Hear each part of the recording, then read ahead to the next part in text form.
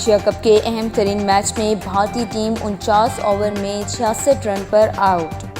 شاہین کی 4، نسیم شاہ اور حارث رؤف کی 3 وکٹیں۔ بھارت کی جانب سے پانڈیا کے 87 اور ایشیان کے 82 رن۔ پاکستان کی بیٹنگ سے پہلے پھر تیز بارش شروع، گراؤنڈ کو ڈھانپ دیا گیا۔ پاکستان تحریک انصاف کا جیفری رابرٹسن کی خدمات ختم کرنے کا فیصلہ۔ پی ٹی آئی نے ٹوئٹر پر جیفری رابرٹسن کو چیئرمین پی ٹی آئی کا وکیل مقرر کرنے کا اعلان کیا تھا۔ ڈاؤن اسٹریٹ چیمبر کی تصدیق۔ چودھری پرویز الہی ایم پی او کے تحت 15 دن کے لیے نظر بند اٹک جیل منتقل۔ رات گئے طبی معائنے میں پرویز الہی فٹ قرار۔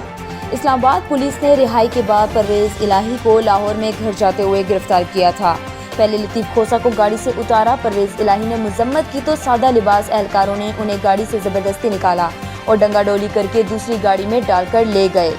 لاہور ہائی کورٹ نے پرویز الہی کو کسی بھی کیس میں گرفتار نہ کرنے کا حکم دیتے ہوئے رہا کیا تھا۔ Stay tuned with us.